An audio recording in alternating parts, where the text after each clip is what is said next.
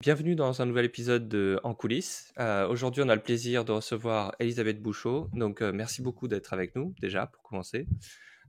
Surtout que vous avez un agenda, comme je l'ai dit juste avant, hyper chargé. Vous êtes actrice, autrice, directrice de théâtre. Vous avez un théâtre à Paris, un théâtre à Avignon. Et vous avez aussi fondé votre école. Mais avant ça, vous étiez physicienne dans la mécanique de la rupture. Donc, en gros, vous avez un gros palmarès. J'en parlais avec Marilyn juste avant d'enregistrer avec vous. Je disais à mon épouse, tu te rends compte, elle a la Légion d'honneur, l'Ordre du Mérite. Moi, dans le sport, je définis ça comme une superstar. Donc voilà, on est très très content d'avoir une superstar dans notre podcast. Merci, c'est moi qui suis ravie d'être avec vous aujourd'hui. Du coup, on va plonger dedans et on va commencer par votre carrière d'avant. Donc, vous avez un super parcours dans la physique et vous êtes diplômée de l'école centrale. Vous avez également été directrice de l'enseignement. Donc, j'aurais une question sur ce que ça veut dire directrice de l'enseignement à l'école supérieure de physique. Qu'est-ce qui vous a passionné le plus dans ce domaine? Alors la recherche en physique m'a passionnée. Alors, pour revenir sur les sujets que j'ai abordés pendant ma carrière, j'ai fait ma thèse sur des polymères dont on pourrait dire que ce sont des mères qui ont beaucoup d'enfants. Et j'ai terminé dans la mécanique de la rupture, donc c'est au délice de la psychanalyse. Voilà, définir exactement ce qui m'a passionné serait peut-être difficile. Non, je me suis... En fait, ce que j'ai fait en physique, c'est d'allier la mécanique statistique, la physique statistique, c'est-à-dire la physique de la complexité que j'avais utilisée pendant ma thèse, et la science des matériaux, qui était le problème qui se posait à moi à l'ONERA, qui était mon premier poste. L'ONERA, c'est l'Office national d'études et de recherche aérospatiale. Donc, on y étudie et on y crée de nouveaux matériaux pour l'aérospatiale.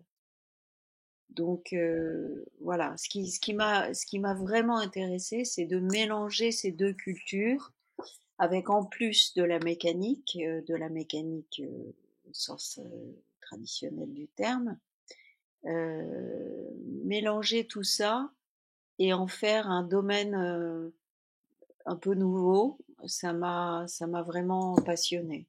Après, il y a eu des moments extrêmement forts avec les étudiants. Ça, j'aimais beaucoup travailler avec mes thésards, mes étudiants en doctorat, euh, faire les expériences, essayer d'imaginer quelles expériences on pouvait faire pour arriver à répondre à la question qu'on se posait. Et puis, euh, et puis aussi analyser ces résultats expérimentaux. On est devant un écran d'ordinateur et on essaye plein de choses pour essayer de, de, de faire sortir des données qu'on a enregistrées leur substantifique moelle et essayer de comprendre la signification. Ça, c'est aussi des moments très précieux. C'est ce que vous dites à un moment donné, de toute façon, c'est que vous avez, à la fin, plus ou moins, de votre carrière active dans ce domaine-là, vous avez suivi justement un thésard jusqu'à sa présentation de thèse, c'est ça? Oui, alors j'en ai suivi plusieurs au cours de ma carrière, mais quand le dernier a soutenu brillamment sa thèse fin 2018, je me suis autorisée à laisser la recherche pour faire autre chose. Alors justement, votre passion pour le théâtre, ça date pas d'hier et elle vient pas de nulle part. Vous avez mentionné aussi dans une interview précédente qu'un cours de français en 5e avait été un déclencheur. Est-ce que ce moment et plus largement votre amour pour la langue française, comme vous le dites dans l'interview, ont joué un rôle important dans cette passion pour la scène? Oui, moi, ma passion pour la scène a commencé avec l'amour des textes de théâtre, Molière, que je trouvais tellement amusant, Racine et Corneille, dont je trouvais les vers absolument merveilleux. Euh, c'est c'est vraiment avec les textes qu'est né mon amour pour le théâtre. Et puis, quand j'étais en 5e, effectivement, on étudiait les fourberies de Scapin en cours de français. Et moi, vous savez, j'ai été dans un lycée de jeunes filles, de la 6e à la terminale. Donc Scapin, c'était forcément une fille. Et je me suis jetée sur le rôle et je faisais rigoler mes copines et c'était très gratifiant. Ça aussi, pour une petite fille, j'étais encore une petite fille, je devais avoir, je sais pas, 11 ou 12 ans. C'est évidemment des moments très importants. Ça se passe comment, une école de filles, d'ailleurs? Alors de la 6e à la 3e, on avait une semaine une blouse rose et une semaine une blouse bleue. Puis à partir de la seconde, on avait le droit de ne plus porter de blouse. Enfin, c'était assez c'était assez sympa en fait. Moi j'avais de bonnes copines. C'était un lycée très tranquille dans le 15e arrondissement de Paris. J'en ai vraiment plutôt des bons souvenirs et presque que des bons souvenirs. Mais comme j'étais aussi élevée dans un gynécée, pour ainsi dire, c'est-à-dire que ma mère, ma grand-mère, ma sœur aînée, ma petite sœur étaient très présentes, beaucoup plus que mes frères et mon père. J'ai eu envie d'un univers plus masculin. Ça a beaucoup joué dans mon choix de rentrer en classe préparatoire scientifique et de me mesurer aussi aux garçons. Ouais, pour le coup, vous avez choisi un milieu qui est très masculin au départ, enfin même Oui, alors aujourd'hui. après, je m'en suis un peu mordu les doigts parce que c'est trop masculin.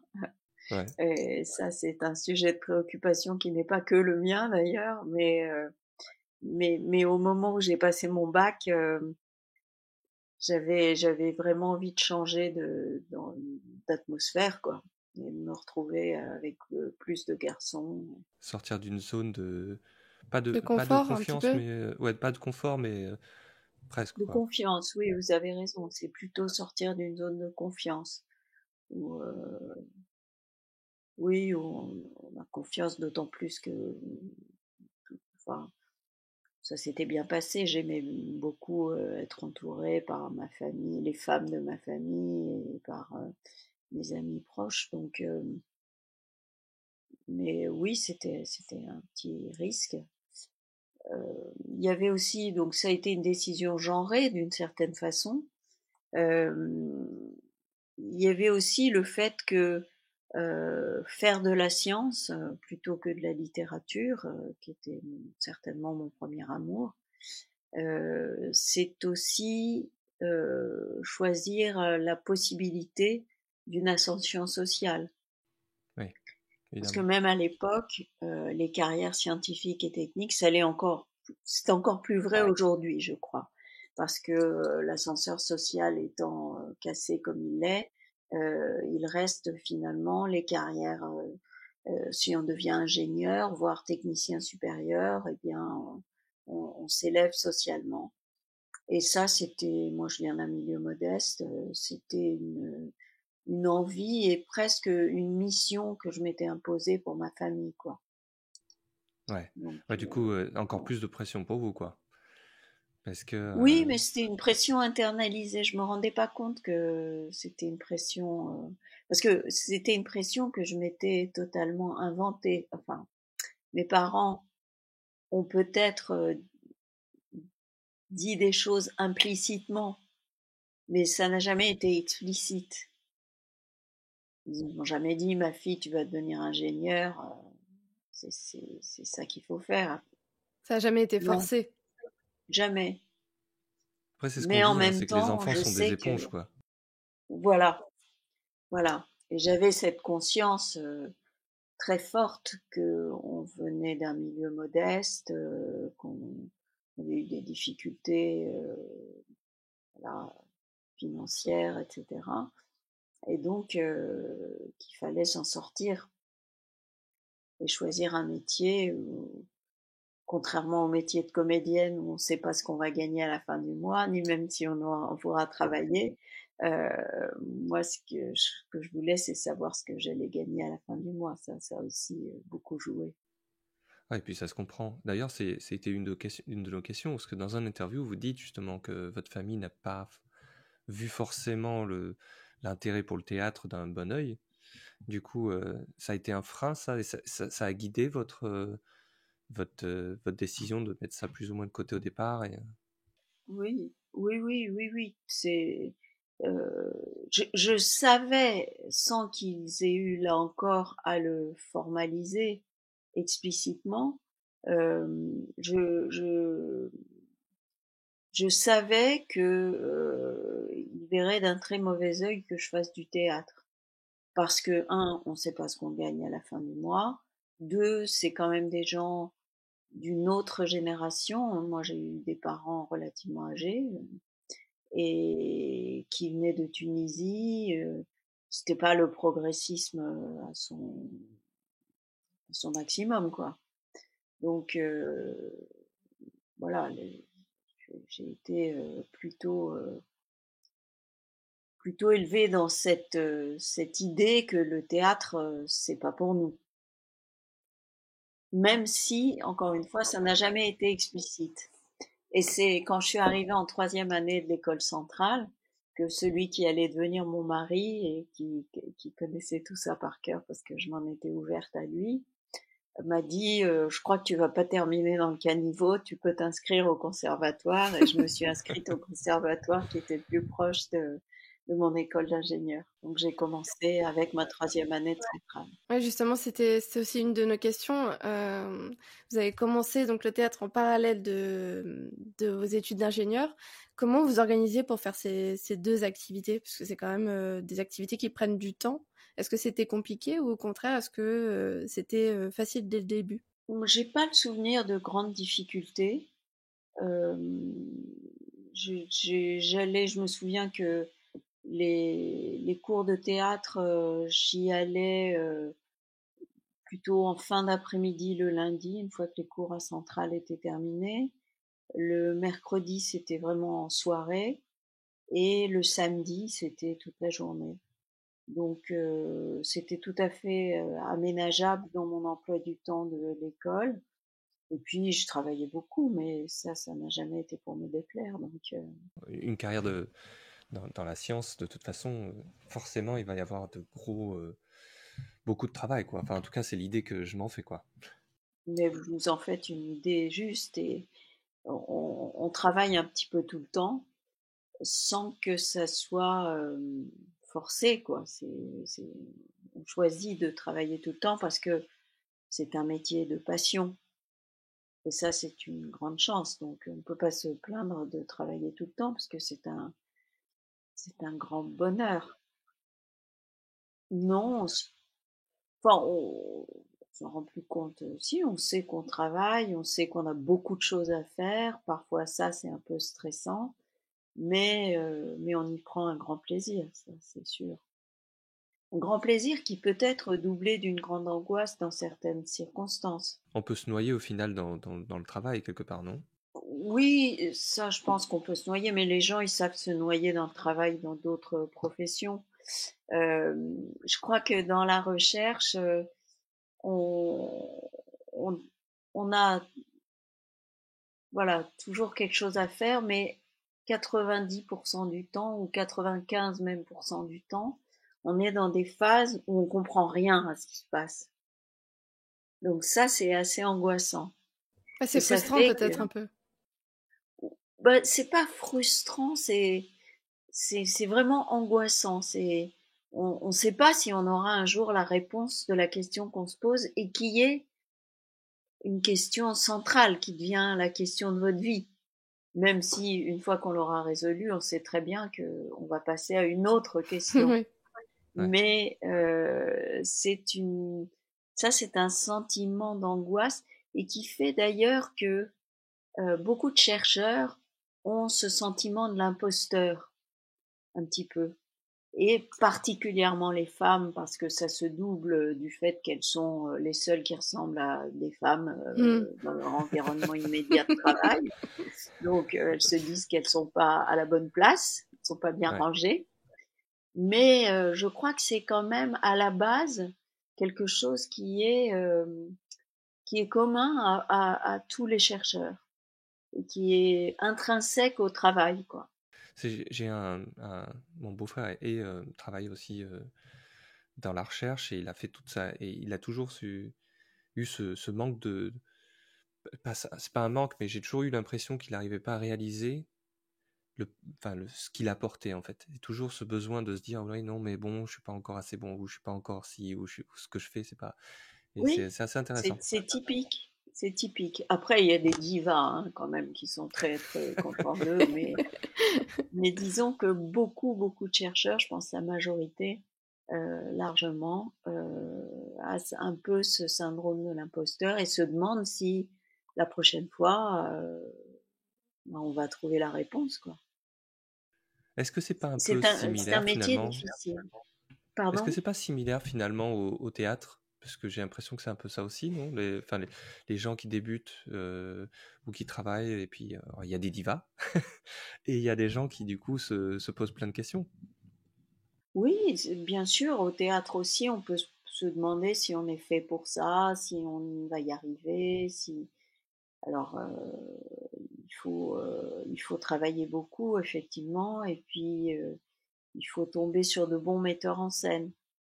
C'est qui nous donnent un peu confiance en nous, qui nous apprennent des choses aussi. On n'arrête pas dans le théâtre d'apprendre des choses d'un spectacle à l'autre. On travaille avec des gens différents qui nous apprennent des tas de choses sur le métier. Chacun a son expérience en plus, donc j'imagine que tout le monde s'apporte un petit peu au fur et à mesure, quoi. Oui, exactement, exactement. Et notamment le metteur en scène ou la metteuse en scène qui est là pour diriger les acteurs et les amener à franchir des caps finalement, à se renouveler aussi. Donc ça, c'est très important, c'est vrai. Et du coup, qu'est-ce qui a déclenché l'envie de vous consacrer uniquement au théâtre? Bah, je voulais me consacrer au théâtre uniquement à partir du moment, enfin, pour qu'il me reste encore suffisamment d'énergie pour le faire, pour avoir une activité intéressante dans ce domaine-là. Donc, bon, j'avais déjà un, un certain âge, donc voilà. Et j'ai cherché, j'avais aussi envie d'un lieu, pas seulement pour m'y produire moi et produire mes pièces, qui est bien sûr quelque chose que j'avais envie de faire, mais ça n'était pas la seule motivation. La motivation, c'était aussi de promouvoir des textes, là encore, surtout des textes contemporains qui correspondent à un mélange presque critique, enfin disons qu'on se promène sur une crête en tout cas, entre un théâtre qui est populaire, qui est accessible au plus grand nombre, et un théâtre qui reste très très exigeant sur la qualité littéraire, sur la qualité artistique et sur la profondeur du texte. Et ça, il y en a d'autres qui le font, hein, je suis loin d'être la seule, mais ça me tenait beaucoup à cœur. Et c'est ce que je fais à la Reine Blanche depuis qu'elle existe. Je crois qu'on a une programmation qui est à la fois une programmation accessible et qui est une programmation euh, qui n'est jamais vulgaire au sens premier du mot. C'est le challenge de mélanger science et art. Science et art en particulier, mais même ceux qui ne mélangent pas vraiment science et art, puisqu'on a beaucoup de choses différentes dans la programmation, euh, il faut que ce soit pas de l'entre-soi, pas de choses hermétiques que seule une élite puisse comprendre. Bon, j'aime bien que ça soit accessible, et en particulier accessible, en tout cas à des lycéens, par exemple. Euh, Parce que je trouve enfin, pour moi, la transmission est quelque chose d'extrêmement important. Et donc, j'essaye de naviguer sur cette crête, même quand il ne s'agit pas de science. Alors, bien sûr, quand il s'agit de science, il y a, disons, des écueils supplémentaires qu'il faut contourner pour écrire un texte de théâtre qui parle de science en s'adressant à, encore une fois, un public lambda et pas un public que j'appelle captif, que je respecte beaucoup parce que j'en ferai Oui. partie. Hein, c'est les ingénieurs à la retraite, les profs à la retraite, etc. Mais c'est un public qui est convaincu d'avance de l'intérêt de la science. Moi, j'écris des textes pour les gens qui ne sont pas convaincus d'avance et qui découvrent qu'il existe une culture scientifique qui est intéressante, faite par des gens qui sont comme vous et moi, hein, des êtres humains qui n'ont rien d'exceptionnel si ce n'est leur talent, et que cette culture scientifique, finalement, il n'est pas nécessaire d'être un spécialiste pour en profiter. Et comme tout le reste de la culture, qu'est-ce que ça nous fait la culture? Moi, par exemple, j'aime la peinture, j'aime beaucoup aller dans les musées, voir des tableaux. Je ne serai jamais peintre.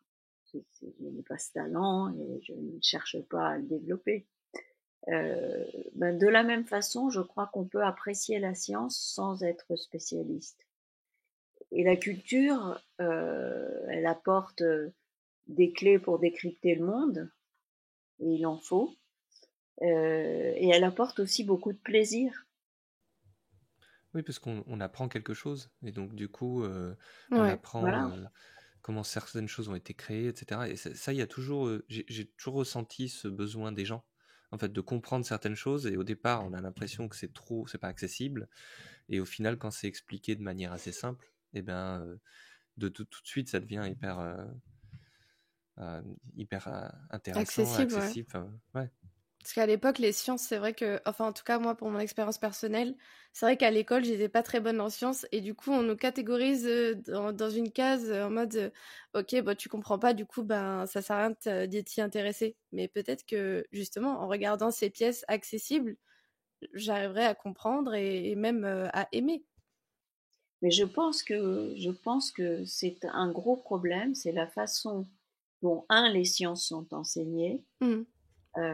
surtout dans les petites classes où les gens ont une formation littéraire, donc les instituts ont un peu peur d'enseigner les sciences et un peu marchent sur des œufs, et comme les élèves en ont peur aussi parce que ça se Ouais. transmet de génération en génération, c'est assez difficile. Et puis, comme vous le dites, malheureusement, la science et en particulier les mathématiques ont été utilisées comme outil de sélection. Ouais. Donc, C'est ça. ça n'a pas vocation à être un outil de sélection. Et moi, je suis absolument persuadée que on peut apprendre un peu de science et l'aimer, comme je reviens sur mon exemple. J'aime la peinture, je suis pas une spécialiste, mais ça me fait du bien, ça me fait rêver, ça me fait comprendre des choses aussi. Et la science, c'est pareil. On s'arrête au niveau où on veut, au niveau où on peut, mais ça vous permet quand même de comprendre des choses. Et il y a, comme vous le disiez, Alex, un plaisir particulier à comprendre. Tout le monde aime comprendre, découvrir ce qu'il y a dans son téléphone portable, par exemple, ou comment marche sa voiture, ou euh, ce que c'est qu'une éclipse de lune. C'est voilà, Moi, je trouve ça on est hyper content. intéressant. Ouais. Moi, je sais que même mes enfants, quand ils apprennent quelque chose qui leur semble pas accessible au départ, ils sont émerveillés. Et ils peuvent pas s'empêcher d'en parler à tout le monde, d'ailleurs. Ensuite, parce qu'ils ont compris. Et c'est ce sentiment d'avoir compris, en fait, qui apporte une certaine joie aussi. Absolument. Donc, quand on dit à des enfants, vous n'êtes pas, vous comprendrez jamais, moi, ça me met en rage parce que tous les enfants peuvent comprendre à un niveau ou à un autre. Je dis pas qu'il n'y a pas des gens qui sont plus doués, qui en feront leur métier de faire de la recherche ou des choses poussées, mais tous les enfants ont la capacité de comprendre un minimum de science pour, ben voilà, leur faire plaisir, leur ouvrir des portes sur le monde. Oui, si c'est bien transmis, il n'y a pas de raison que de l'autre côté, ce soit pas reçu correctement. Mm. Ouais. Absolument. Moi, je me rappelle, mon émission favorite, c'était C'est pas sorcier. parce que Oui. justement, c'était Ah hyper oui, ça, je vulgarisé. regardais ça avec mes enfants. Ouais. Exactement. Et j'ai d'ailleurs fait regarder ça à mes enfants et ils adorent. Ils adorent. Justement parce qu'il y a ce sentiment de compréhension qui, du coup, leur apporte une joie qui est assez intéressante à observer. Oui, et ça, cette émission, c'était bien la preuve qu'on peut parler simplement de Exactement. science Mm. à tout un chacun, aux enfants, aux adultes. Mais on va un petit peu plus approfondir du coup le côté scientifique. Parce que nous, on a une image des scientifiques dans les laboratoires, mais je pense qu'elle est un petit peu erronée. C'est quoi le quotidien d'une chercheuse? Alors, on ne peut pas vraiment parler de journée type parce que c'est très différent, ça dépend de... D'abord, une chercheuse, je vais vous dire moi, parce que il y a des chercheurs de toutes sortes. Il y a des chercheurs qui font des expériences et qui essayent de les comprendre. Il y a des chercheurs qui, comme au CERN, en physique des particules, sont travaillent sur un tout petit morceau d'une expérience, ce qui fait que quand ils signent des articles, il y a 90 signatures sur le papier.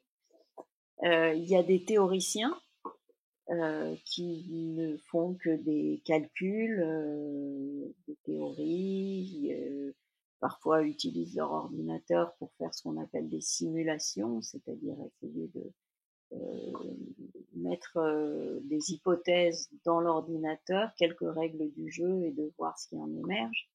Moi, je faisais plutôt des expériences et j'étais de ce type de personne qui fait des expériences mais qui préfère euh, à, la, à la construction de l'expérience le post-traitement, c'est-à-dire prendre les données et essayer de comprendre ce qu'elles ont dans le ventre, ce que ça signifie.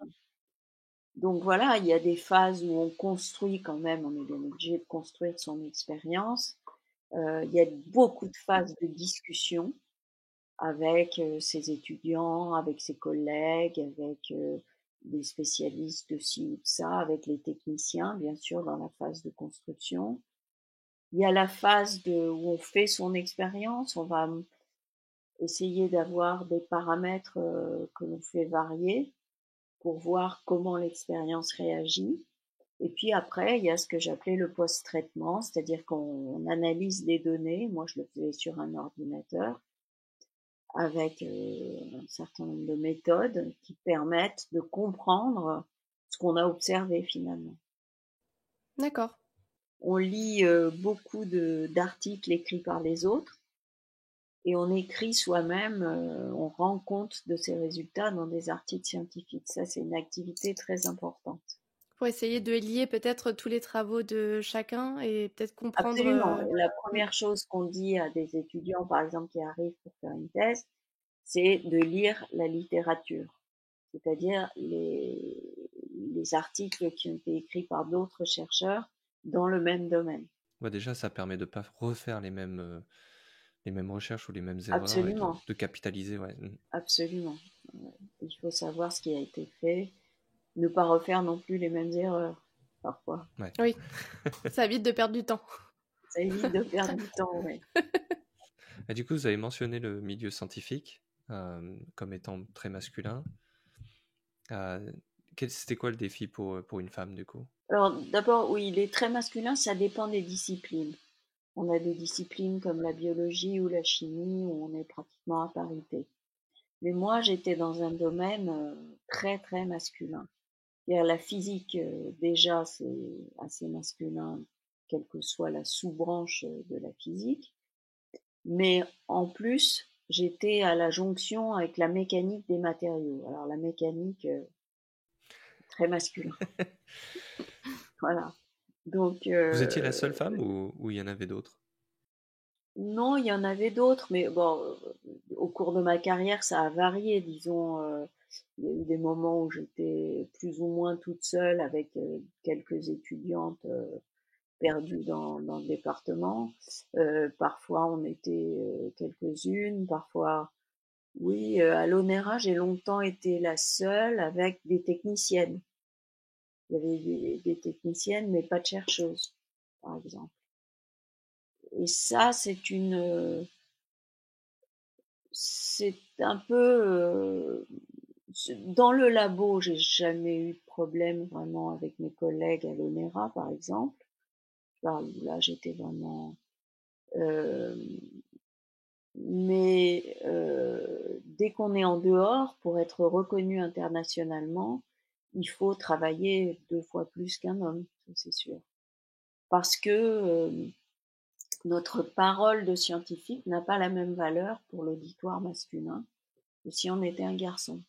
Donc, il faut les convaincre, et pour les convaincre, il faut avoir accumulé plus de résultats, les analyser, éviter les artefacts. Voilà. Ouais, c'est plus Ouais, dur. vraiment les épater, quoi. Oui, faut être irréprochable. Voilà.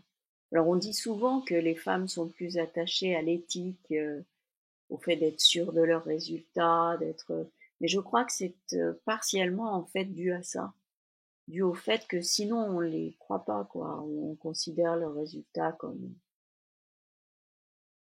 un peu secondaires, même si elles ont fait des choses formidables. Et c'est pareil dans le monde artistique où il y a c'est plus homogène. Alors c'est plus homogène, mais les postes clés jusqu'à il y a pas longtemps étaient quand même aux mains des hommes. Alors maintenant, depuis 10 ans, les choses changent, et les choses changent dans le domaine scientifique aussi. Depuis MeToo, on nomme beaucoup de femmes directrices de scènes nationales, de théâtre public, etc. Mais c'est relativement nouveau. Et il y a beaucoup d'hommes pour dire que si on n'est pas une femme, on n'a aucune chance de diriger un bon théâtre, par exemple. Forcément. Forcément. Faut bien qu'ils protègent aussi leur Oui, domaine. oui, oui, oui, Ouais, oui. ouais. Est-ce que ce passé que vous avez eu dans la science vous a aidé aujourd'hui à gérer justement, parce que vous gérez quand même beaucoup d'entités en plus d'être une artiste. Est-ce que ça vous aide dans la vie de J'ai tous les jours, été dans la assez gestion? tôt chef de service quand j'ai été recrutée au CEA. J'avais 38 ans et j'ai été recrutée comme chef de service. J'avais un service de bon an mal an, 70 à 80 personnes quand même. Donc Ah oui, Pas mal. voilà, gérer les gens, c'est quand même. Alors c'est très différent de gérer des scientifiques et de gérer des artistes. Mais les gens qui travaillent dans les bureaux, les gens qui font de la communication, de l'administration, c'est pas très différent que de gérer des scientifiques finalement. Il y a des méthodes que vous appliquez, par exemple, à votre travail au théâtre que vous aviez dans le domaine scientifique? De méthodes, j'irai pas jusque-là, disons, je fais du management comme j'en ai fait dans le service que je dirigeais. Ça, c'est pas très différent, c'est-à-dire qu'on a gardé le contact avec les gens, on fait des entretiens annuels, on essaye de les aider, de comprendre avec eux ce qui va pas dans leur poste, et voilà, de travailler avec eux. C'est ce que j'ai toujours fait et ce que je fais encore aujourd'hui. De déléguer aussi. Moi, je délègue beaucoup.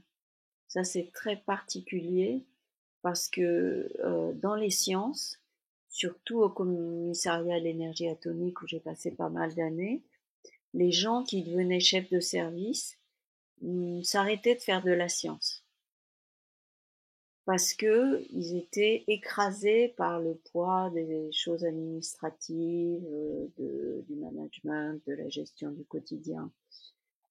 Moi, j'ai toujours continué à faire de la science. J'ai jamais arrêté. Quand on me l'a proposé, j'ai refusé d'être chef de l'entité supérieure de 700 personnes, parce que là, j'aurais pas pu continuer à faire de la science. Donc j'ai dit non, ce qui m'a valu quelques inimitiés, mais c'est la vie.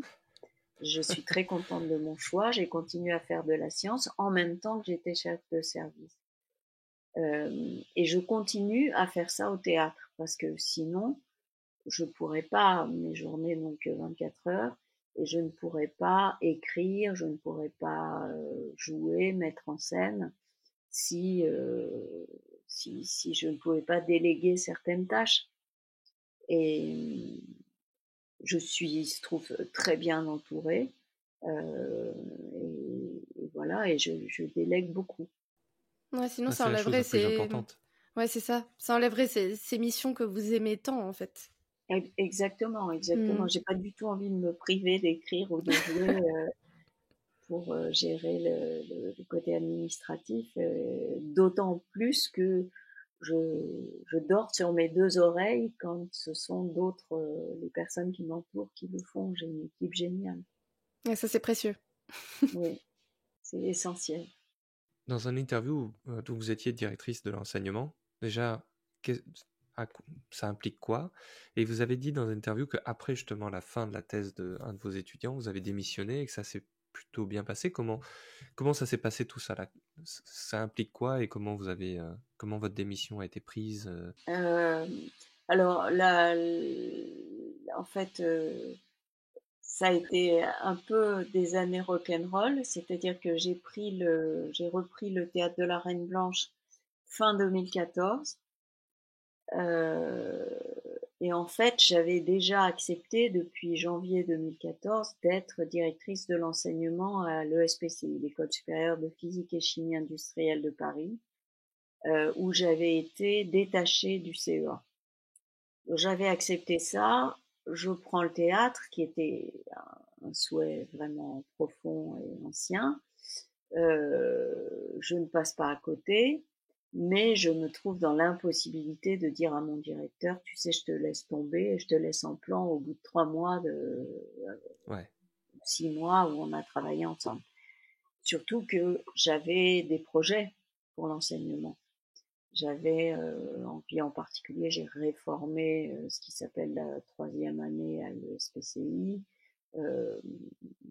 Pour rentrer dans les détails, mais j'ai essayé de mettre en place avec les profs de biologie, par exemple, des enseignements sur la biotechnologie. Enfin, on a fait pas mal de choses. C'était dans les tuyaux. Avec l'accord de mon directeur, j'avais pas lui dire tout d'un coup, ciao, moi, j'ai une pièce à écrire et des comédiens à gérer. Donc j'ai fait ma recherche, la direction de l'enseignement, et je commençais à m'occuper un peu du théâtre pour que ça démarre pendant 2 ans à peu près, Ah de oui. 2014 à 2016. Je peux vous dire que c'était rock'n'roll. Ouais. L'emploi du temps On devait peut être le dur dire. à gérer, ouais. Ah, c'était quelque chose de bon, c'était enivrant en même temps, hein, mais voilà. Ouais, parce que Donc du coup, c'est 2 gros projets, quoi. c'est énorme, c'est énorme. Donc voilà, en 2016, je me suis mise à mi-temps pour être vraiment physiquement toutes les semaines, 2 jours par semaine, 2 jours et demi par semaine au théâtre. Et puis fin 2018, voilà, je n'avais plus de responsabilité vis-à-vis de qui que ce soit. Donc j'ai décidé, ayant pour projet en plus de créer l'école de la Salle Blanche et de créer un théâtre à Avignon, Ça aurait fait beaucoup. j'ai profité de l'occasion pour donner la démission du CEA. Bon, c'est comme pour tout, hein, il y a des gens qui ont très bien compris, qui sont formidables, qui viennent à la Reine Blanche.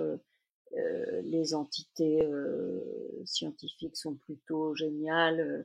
Là, on va aller jouer une partie d'une de mes pièces sous la coupole de l'Académie, de l'Institut de France, à l'initiative de l'Académie des sciences. Ça nous est déjà arrivé. La Société française de physique me décerne un prix donc, pour la popularisation de la science. Donc, pas dire qu'ils m'ont fait la tête, c'est pas vrai. Maintenant, il y a des gens qui ont trouvé que c'était lamentable de quitter la recherche pour aller faire la saltimbanque. Mais toujours des gens comme ça. Ouais. Pas tout le monde peut nous C'était aimer. pire quand je suis arrivée. Hein. Quand je suis Ah arrivée oui. dans le théâtre, ah oui, oui, il y a beaucoup de gens déjà qui m'ont dit la science c'est rébarbatif, le théâtre c'est assez ennuyeux, donc tu réunis les deux, tu vas avoir personne dans ta salle. Merci pour le soutien. Ça fait toujours plaisir, ouais. Voilà, Ça aide. ça fait toujours plaisir. Et puis d'autres qui m'ont vu arriver et qui m'ont dit Franco Leport, c'est pas parce que vous êtes une bonne physicienne que vous allez être une grande directrice de théâtre. Hein. C'est Donc fou, hein, voilà. ça, ce genre d'attitude. J'ai toujours l'impression que c'est un mix entre pas la jalousie quelque part et enfin, je sais pas, c'est Oui, je très sais étonnant. pas à quoi c'est dû. Cette, oui, cette méfiance que les gens ont de manière générale pour les gens qui ne leur ressemblent pas, quoi. Ouais, bah ouais, c'est ça, ouais. C'est Une espèce de peur, ouais. Un mécanisme de défense presque. oui, c'est un mécanisme de défense, mais bon, le racisme procède comme ça. Et voilà, Exactement, alors là, c'est ouais. un peu plus raffiné, mais je pense que le mécanisme est le même. Ouais.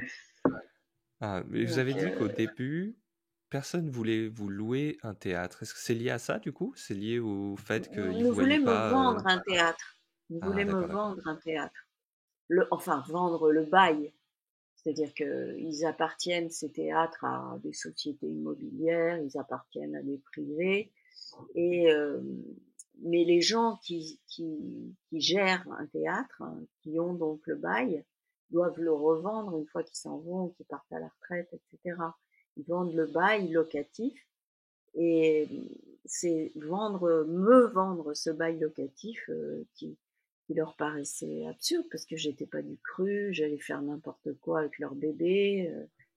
Non. Ah oui, encore Ah oui, cette oui, oui, oui, appréhension. oui, Ouais, oui, oui, c'est oui, oui. incroyable. Il y a des Ouais, gens c'est à qui je incroyable. n'ai jamais osé avouer qu'ils m'ont raccroché au nez parce qu'ils ne me connaissaient pas. Maintenant, nous sommes à tu et à toi, n'est-ce pas? Mais bon, les gens se méfient de ceux qui ne leur ressemblent pas. C'est tragique, mais c'est comme ça. Ouais, mais c'est marrant parce que dans l'entrepreneuriat, parce que c'est ça au final, vous êtes devenu entrepreneur dans ce milieu. C'est étonnant puisqu'on a vu, au final, quand quelqu'un essaie de créer quelque chose, moi j'ai plutôt tendance à l'accueillir avec beaucoup d'excitation, mais effectivement, c'est pas le cas de tout le monde. Vous avez raison. C'est pas le cas de tout le monde. Après, il y a des gens qui ont été très accueillants et qui ont trouvé le projet extrêmement excitant. Hein. Là aussi, on ne peut pas généraliser. C'est vraiment, ça a été très très variable comme réaction. Ouais. Alors du coup, c'est quoi les défis de reprendre un théâtre? Du coup, vous l'avez acheté celui-ci. Non, non, j'ai acheté le bail locatif. D'accord, Je ok. paye un Ok. loyer, si vous voulez. Je ne suis pas D'accord. propriétaire des murs. Mais le défi, c'est plein de choses. C'est de faire une programmation intéressante, qui intéresse le public, qui me rapporte le respect des professionnels. Et tout ça a mis du temps parce que on commence par faire une programmation, on connaît rien ni personne, donc on prend ce qu'on peut et qui on peut. Les compagnies sont pas forcément les meilleures.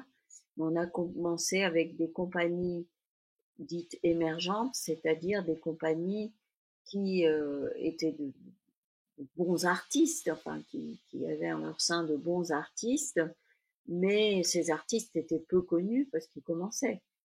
Donc on a commencé comme ça, et puis petit à petit, des compagnies plus établies ont eu envie de jouer à la Reine Blanche. Mais vous dites, vous êtes entouré parce que quand on fait la programmation, ça doit être hyper dur au début de se dire comment ça se passe.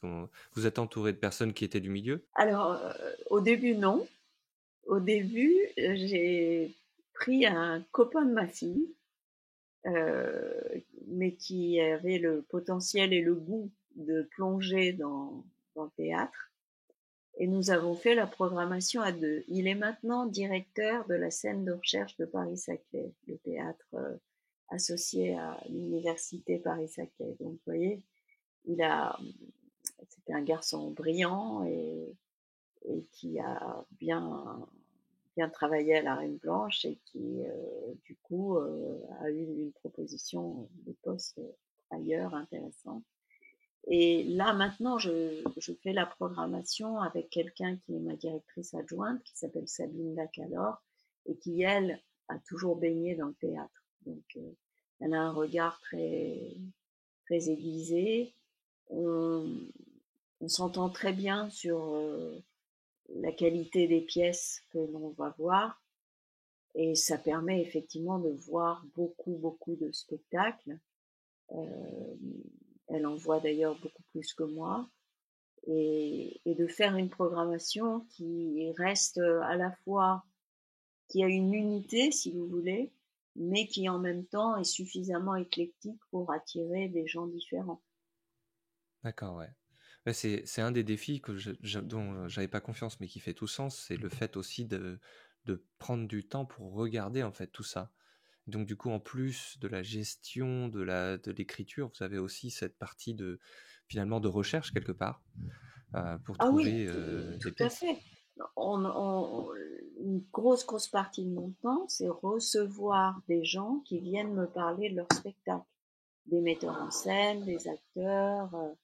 Voilà, alors il faut aussi aller voir les spectacles. Parfois, on ne peut pas parce que tout simplement, il n'y a pas de date, mais on va regarder une captation vidéo, on va discuter avec les gens, on va lire le dossier, on va, si on a des doutes, faire passer des auditions, c'est-à-dire demander 20 minutes de la pièce sans décor, sans lumière, sans costume évidemment, mais voilà, donc tout ça prend énormément de temps, oui, oui, bien sûr.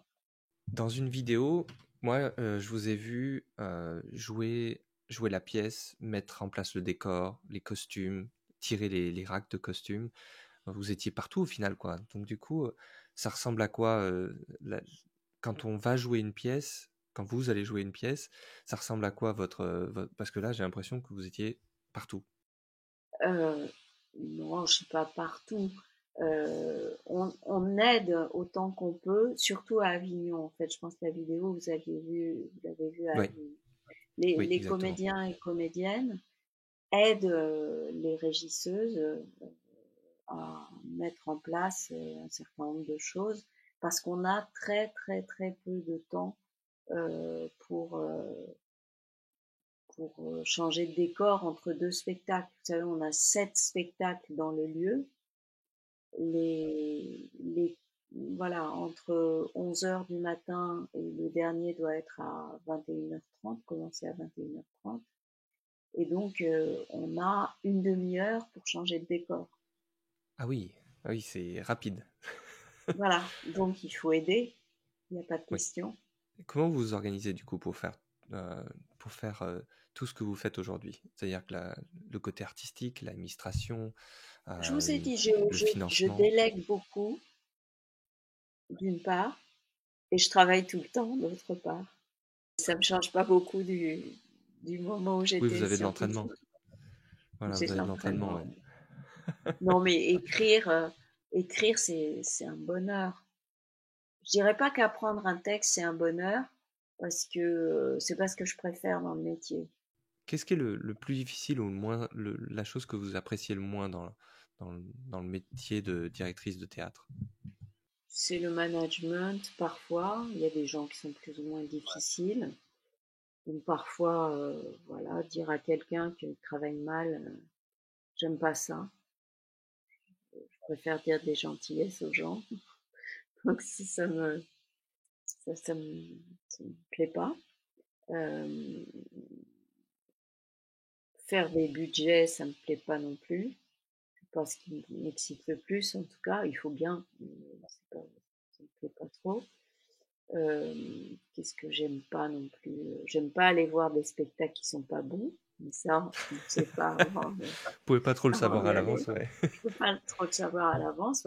Parfois, les dossiers sont très bien faits et ils vous donnent vraiment envie de, de, de voir le spectacle, quoi. C'est très habilement fait, et puis vous voyez le spectacle et vous barbez.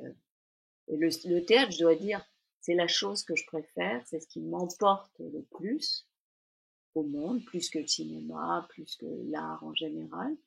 Et, mais c'est aussi ce qui m'ennuie le plus. Parce qu'une mauvaise pièce de théâtre, c'est une punition, quoi.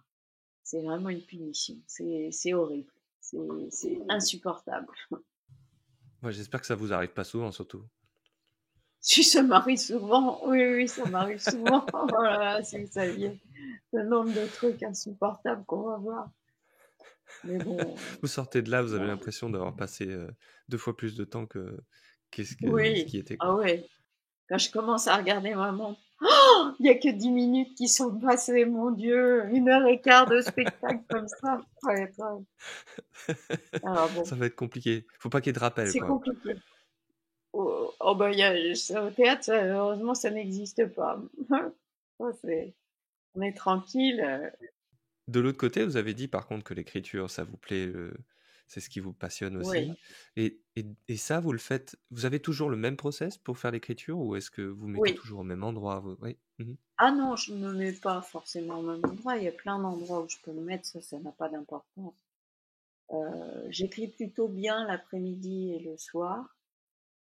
J'aime bien avoir des grandes plages de temps, mais bon, ça c'est difficile. Donc j'ai appris à écrire aussi quand j'ai 2 heures devant moi, même 1 heure.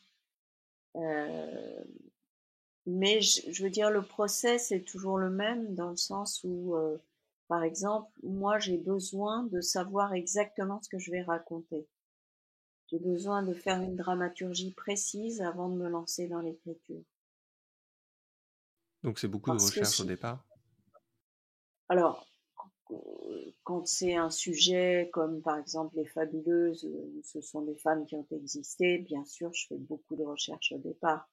Je lis des biographies, si elles ont enregistré des émissions, des podcasts, des vidéos sur Internet, je les écoute, je les regarde autant que je peux.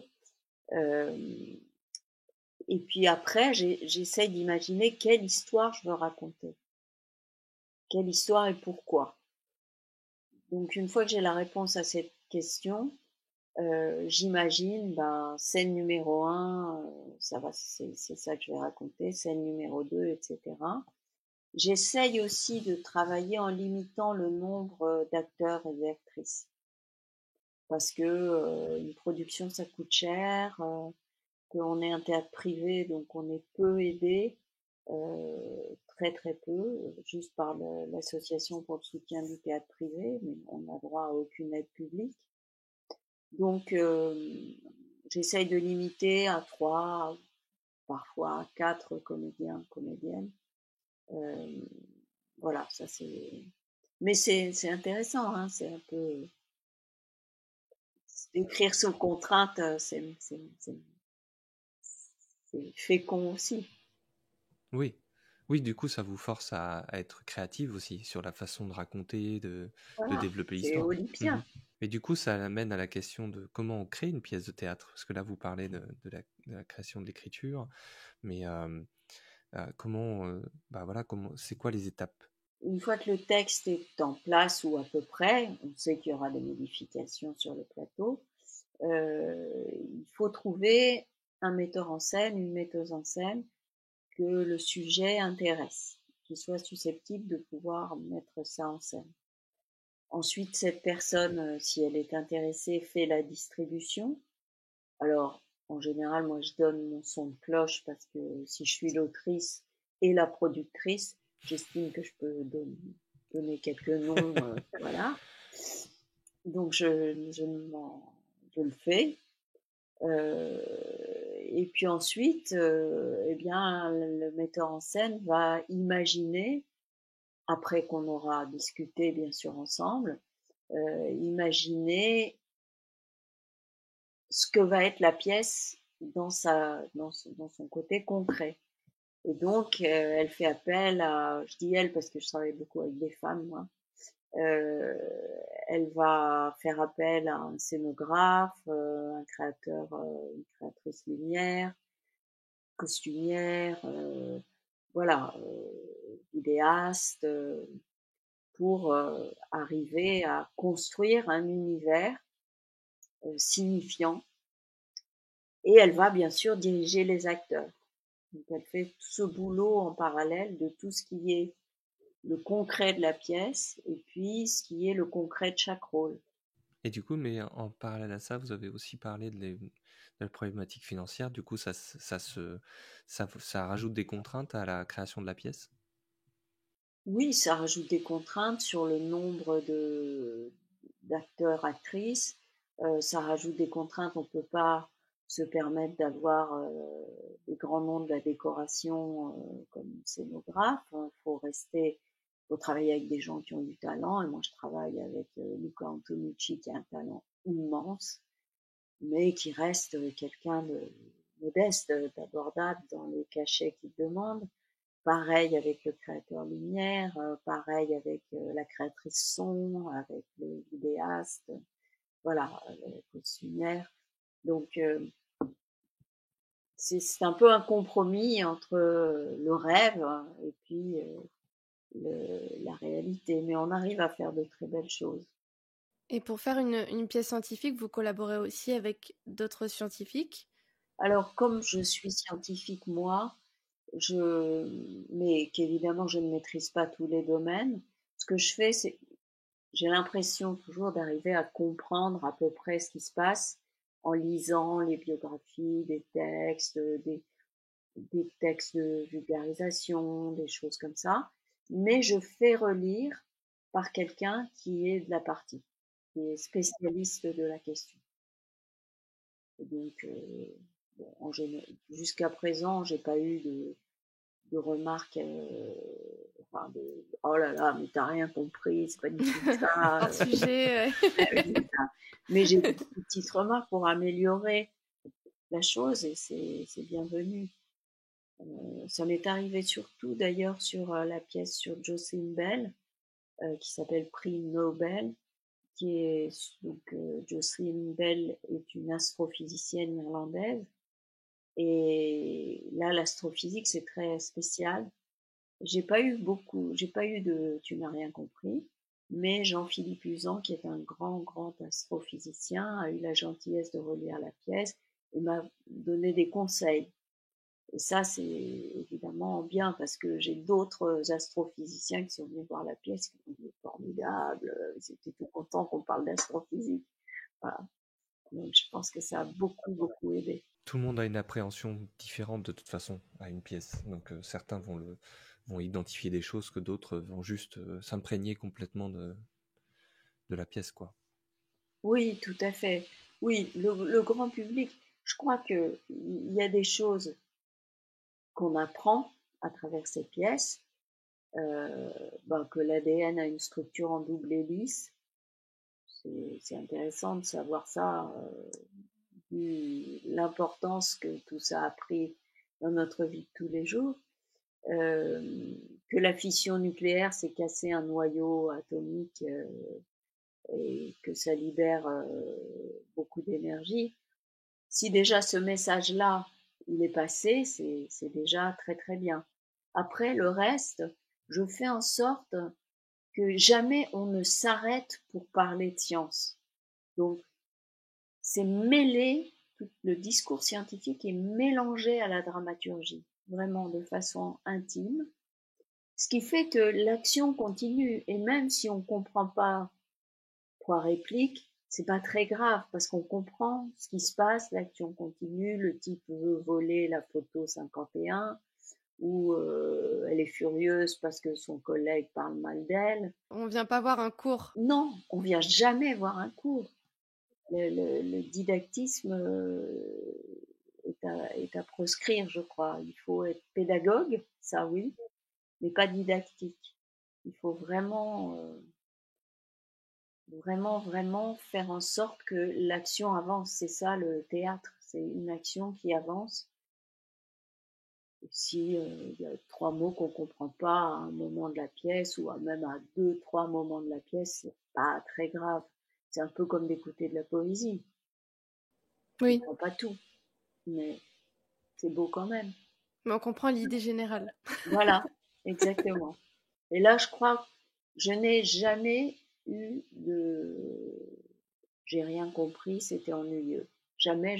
Sur les Fabuleuses et sur la pièce qui les a précédées, qui était sur Marie Curie, je n'ai jamais eu ces remarques-là. Ça reste toujours une aventure humaine avant d'être spécifiquement scientifique. Et, et c'est ça qui entraîne les gens et qui entraîne les gens à avoir envie de comprendre le tout petit morceau de science qu'il y a dans la pièce. Et ça, Ah, ça voilà, ils leur sont fait emportés dans plaisir, comme on l'histoire. disait tout à l'heure. Oui, ils sont emportés dans l'histoire. Et cette histoire, c'est des bouts d'histoire des sciences qui n'est jamais enseignée, ni aux scientifiques, ni aux pas scientifiques. Ça, c'est jamais enseigné, en tout cas en France. Et c'est tout à fait dommage parce que ce sont aussi des vies incroyables. C'est des personnages, c'est des, comme disait une chercheuse du CEA qui s'appelle Bérangère Dubrul, elle disait c'est des saventuriers. C'est Bah, bien dit. c'est vrai, hein. Comment vous décidez quels spectacles sont programmés à la Reine Blanche? Alors, c'est un peu un Rubik's Cube. D'abord, donc il faut que ça soit un coup de cœur de Sabine Dacalor ou de moi. Et puis, on fait des points, bien sûr, régulièrement pour dire j'ai vu ça, ça c'est bien, ça c'est. Et, et on décide de retenir certains spectacles, d'autres, si on les a pas aimés, c'est très facile. S'ils sont hors de notre ligne de programmation, c'est très facile aussi. Si vous m'envoyez un dossier pour les fourberies de Scapin, je dirais on ne fait pas de classique, c'est vite répondu. Euh, et puis, une fois qu'on a tous ces spectacles qui nous intéressent, ben on décide, bien sûr en accord avec les artistes, de les programmer pendant un certain temps, à telle période de l'année. Enfin, après, c'est un Rubik's Cube qui est essentiellement le travail de Sabine Dacalor. Moi, j'en discute avec elle, mais c'est ça, le côté coup de fil aux compagnies, bon, ben, on a retenu votre spectacle, on voudrait le programmer dans telle salle pour 3 semaines à partir du, je sais pas quoi, 11 avril 2026. Ça, c'est ce qu'elle fait. C'est très, ça prend énormément de temps et c'est très important, évidemment. C'est très important aussi parce qu'on fait pas ça n'importe comment, c'est-à-dire qu'on essaye d'avoir des couleurs thématiques euh, sur une période de la saison, par exemple. On aime bien avoir, on a beaucoup de choses qui parlent de médecine, par exemple. On essaye de les grouper. On va avoir 2 spectacles qui parlent de l'Algérie, une adaptation du premier homme de Camus, un texte sur la décolonisation en 62. On va essayer de faire une caisse de résonance entre la petite salle et la grande salle, de façon à pouvoir attirer plus de public qui est intéressé par la question algérienne. Des thématiques. Vous groupez un peu par des thématiques. C'est On intéressant. essaye de donner une couleur thématique à une partie de la saison. Et justement, vous parlez de saison, mais comment vous faites pour savoir qu'est-ce qui va plaire au public et à Ah, telle période? Ça a l'air d'être un Marilyn, casse-tête. Marilyn, si vous saviez comme je sais pas ce qui va plaire au public et comme personne ne le sait. Moi, ça m'amuse quand les gens me disent non, mais ce que le public veut, c'est. Je dis, vous savez ce que le public veut? Venez, directrice adjointe de la Reine Blanche. Parce que on ne sait pas.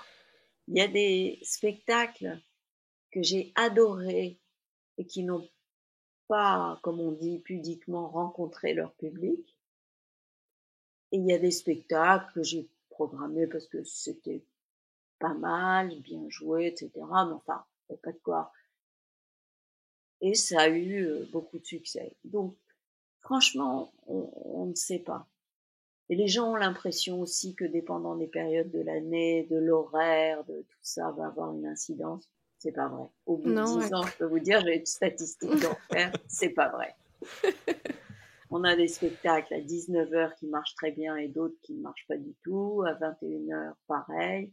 Euh, des spectacles qui, au mois de juin ont eu un succès faramineux et d'autres qui se sont plantés. Donc, Il n'y a pas de science exacte là-dessus. Mmh. non, on essaye de se fier à son propre goût, au fait que les gens ont une certaine expérience, qu'ils ont joué dans des choses de qualité, etc. Mais in fine, on n'en sait rien. Et même la durée, par exemple, vous vous dites, est-ce que vous vous dites, je vais le programmer pendant une semaine pour voir si ça fonctionne, et si ça fonctionne, Non, on parce que, prolonge. alors, la plupart des théâtres privés fonctionnent comme vous le dites. C'est-à-dire qu'ils arrêtent, ils reprennent, etc. Mais moi, je n'ai pas, je m'engage auprès des compagnies. Entre telle date et telle date, on signe un contrat. Si leur spectacle ne marche pas, ben, c'est tant pis pour elles et c'est tant pis pour nous. Si ça marche, c'est tant mieux pour tout le monde, parce qu'on travaille en partage de recettes. Et, euh, et voilà. Je sais pas, j'aurais très très peur d'arrêter un spectacle et de ne pas trouver de spectacle. Vous vous rendez compte, il faut que tout le monde soit libre, les comédiens, que le metteur en scène puisse venir répéter avec le créateur lumière, le vidéaste. Au moment où on s'est aperçu que tel spectacle marchait mal, je sais pas faire. J'avoue Ouais. que ça, Et je puis des sais fois, pas ça faire. peut. Est-ce que des fois, ça marche mal au début, puis ça, Oui, ça... oui. ouais. Parfois, quand les gens ne sont pas connus du tout, par exemple, mais qui sont bons, ben on commence avec une auditoire clairsemée et puis on finit par remplir la salle. Donc ça, c'est assez naturel. Il faut de toute façon un temps presque 3 semaines incompressible pour que les articles de presse sortent. Si c'est une création, bien sûr, si ça a déjà été joué, on les a. Mais sinon, il faut que y ait des articles de presse, et ça met du temps. Il faut que les journalistes viennent, qu'ils écrivent, que ça sorte. Et puis, il faut que le bouche à oreille se fasse.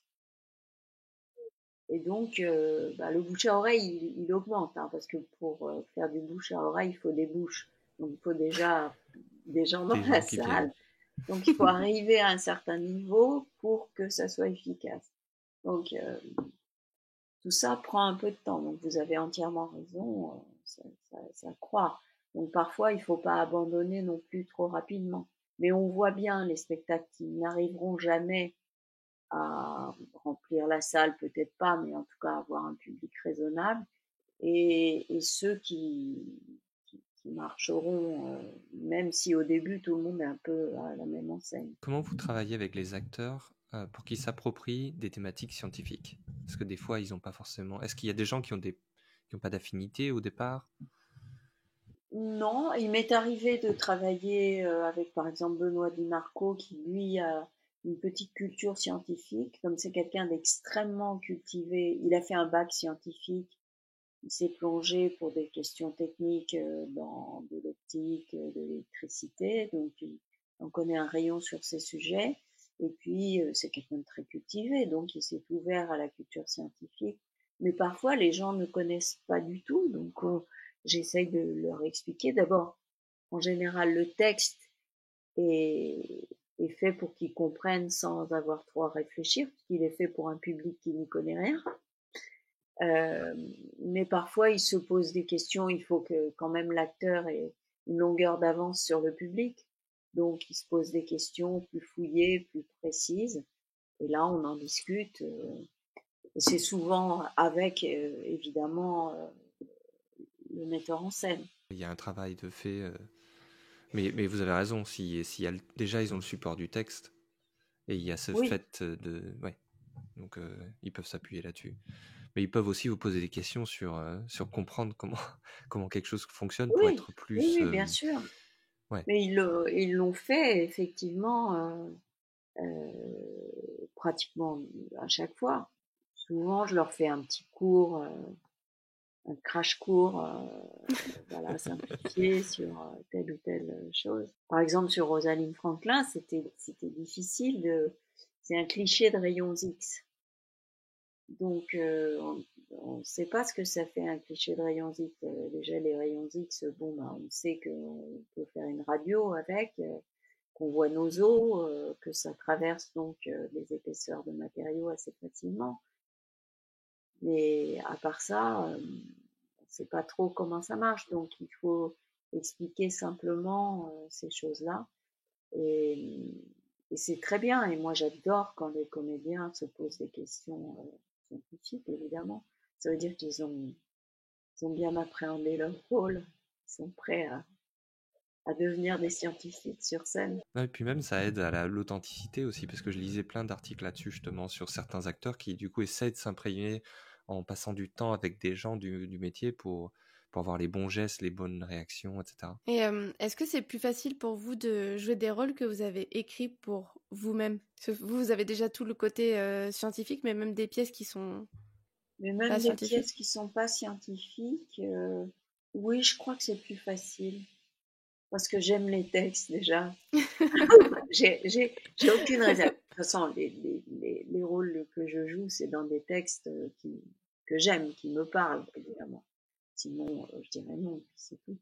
Mais, euh, mais quand même, je me trouve plus facile à comprendre que d'autres. Mais c'est parce que c'est moi, évidemment. Vous êtes déjà imprégné par le personnage, donc c'est... Oui, oui, je sais ce que ça veut dire. Enfin, en tout cas, ce que j'ai voulu dire. Et voilà, donc c'est plus facile. Du coup, vous avez une série de pièces de théâtre sur les femmes scientifiques, donc les Fabuleuses. Et pourquoi comment vous avez choisi ces femmes-là, en fait? C'est totalement arbitraire. En fait, c'est des personnages qui me passionnent. Alors, par exemple, la première, c'est Lise Meitner. Elle a compris la première, le mécanisme de la fission nucléaire. Donc, si vous voulez, c'est quand même pas rien. Il y a un peu le monde d'avant et le monde d'après. Que personne ne connaisse cette histoire et le nom de cette dame me paraissait absolument scandaleux. Donc, j'ai décidé que ça serait la première. Et puis, incidemment, elle avait mon âge, donc je pouvais la jouer quand elle a fait Ça sa tombe grande bien. découverte. Voilà, ça Bien tombait pas réfléchi. mal. Voilà. La deuxième, c'est Jocelyn Bell. Il se trouve que Jocelyn Bell, je l'ai rencontrée dans la réalité. Et donc, j'avais envie, elle m'a raconté, non, elle l'a raconté à un large auditoire à l'Académie des sciences, cette histoire de la découverte des pulsars pour laquelle son patron de thèse a été couronné du prix Nobel. Et je l'ai trouvée géniale et voilà, j'ai eu envie d'écrire sur elle. Rosalind Franklin, c'est un peu pareil que pour Lise Meitner. Elle a découvert la structure de l'ADN et personne ne la connaît. Et pendant un temps, tout le monde, les médecins y compris, disaient l'ADN c'est Crick et Watson. Ben, Crick et Watson, oui, ils ont fait un modèle, mais en attendant, ils ont volé et la photo 51 et un rapport où Rosalind expliquait tout ce qu'elle avait fait. C'est un peu plus facile, quoi, faire un modèle après ça. Et ouais, ils avaient clairement quelque chose quelques bases, ouais. Et du Voilà. coup, vous rendez honneur, enfin, vous rendez un petit peu, justement, la justice à ces femmes qui ont fait quelque chose Absolument, d'extraordinaire. absolument. La quatrième, d'ailleurs, c'est Marthe Gauthier, je ne sais pas si vous connaissez ce nom. C'est elle qui a découvert la trisomie 21, que le mongolisme, comme on disait autrefois, est dû à une aberration chromosomique qui est que, au lieu que ce soit une paire 21, il y a un petit il y a un fragment de chromosome en plus. Et on a eu une lecture d'ailleurs cet après-midi de cette pièce. Voilà, ça aussi, la découverte de la trisomie 21, c'est quand même très très important pour détecter les malformations in utero. Voilà, toutes ces femmes, j'ai envie qu'on connaisse leur nom, qu'on leur rende ce qui leur est dû. Et puis, vous voyez, toutes ces histoires de spoliation des femmes, quand on regarde une histoire après l'autre, on se dit oh, c'est la faute à pas de chance. Bon, Lise Meitner, elle a fait sa découverte en 38, elle était juive. C'est pas chic d'être juif en 38, quoi. C'est pas facile. En Allemagne, en plus. Bon, donc c'est la faute à pas de chance. Jocelyn Bell, bon, elle était étudiante. On va pas donner un prix Nobel à une étudiante quand même. Bon, Rosalind Franklin, bah, elle est morte. C'est une bonne raison, ça. Ça fait beaucoup. Voilà, Marthe Gauthier, je sais pas ce qu'on pourrait trouver, mais on peut toujours trouver. En Il y a fait, toujours une on se excuse. retrouve, voir la série, ça permet de voir qu'il y a un système qui fait que les hommes sont entraînés à se battre pour avoir la première place. Et les femmes, ben, quand on leur enlève leur dû, elles disent ah ben c'est pas grave, il y a plus important dans la vie, je pardonne à tout le monde et je vais faire autre chose. Et elles tournent la page. Et elles font plein de choses intéressantes après d'ailleurs. Je vais faire une autre invention qu'on va me voler également. Voilà, voilà. Parce que jusqu'à il y a peu, les femmes étaient vouées à la fermer, quoi. Parce qu'une femme qui parle, elle est acariâtre, elle est hystérique, elle fait des histoires, donc on file doux.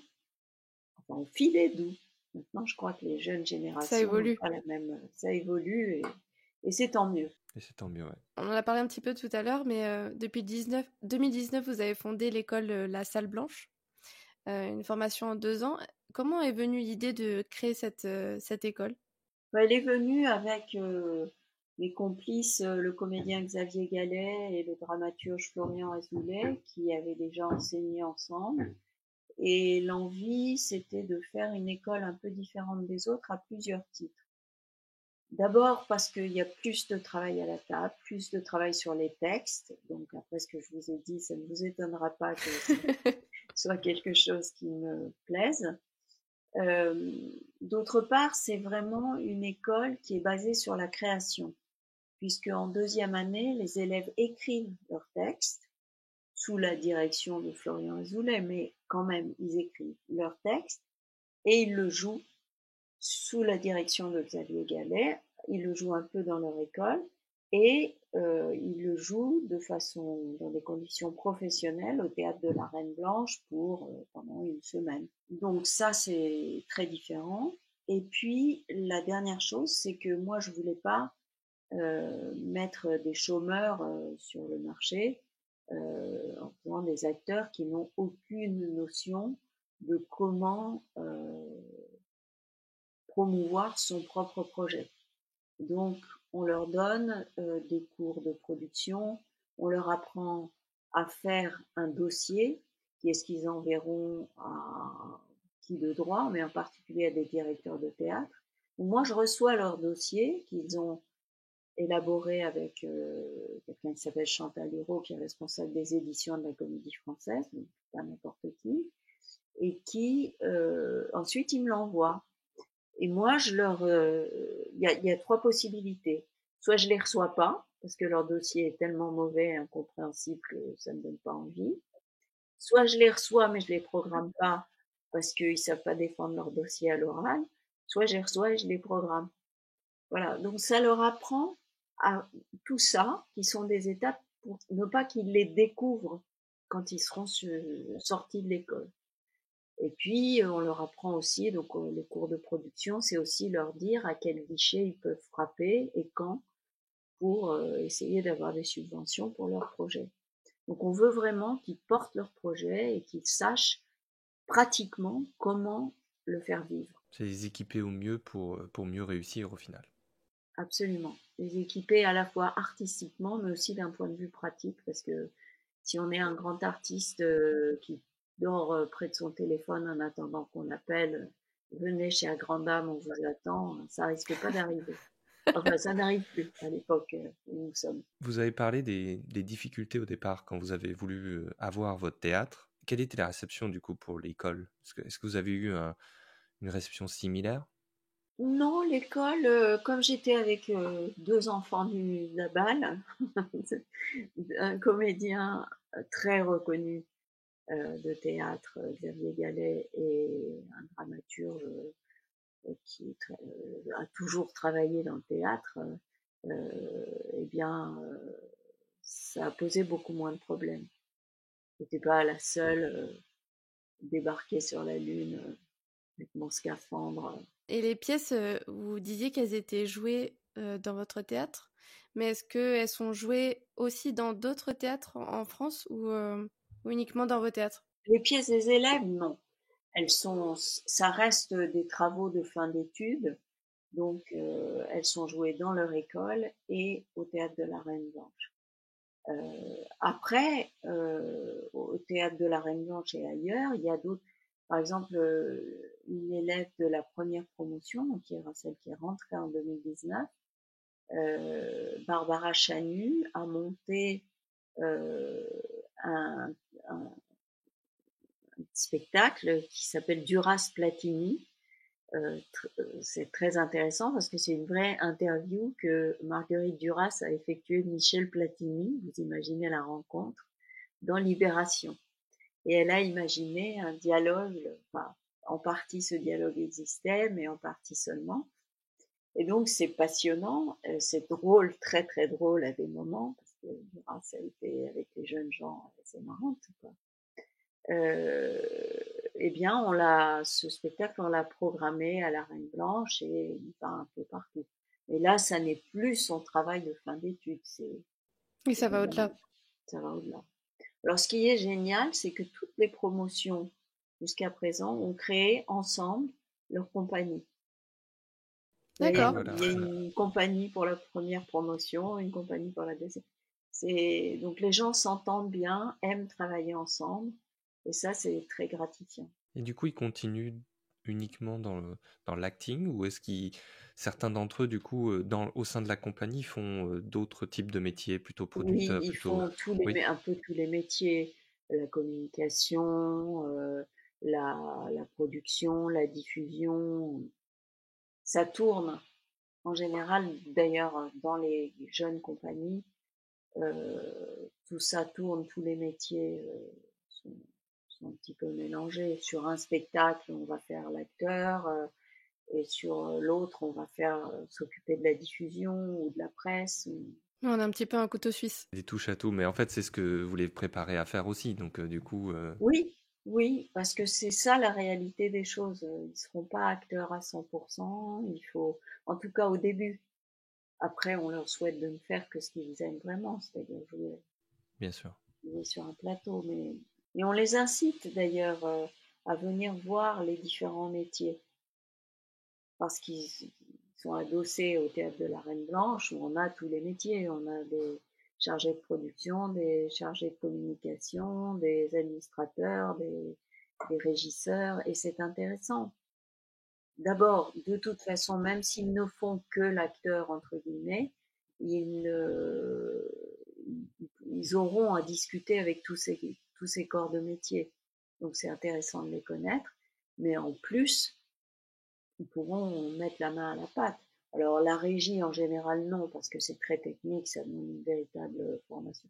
Mais faire un peu de communication, sans être génie des Carpates en communication, suivre les réseaux sociaux et faire des choses comme ça peut se faire. Ou faire de la production, c'est très instructif.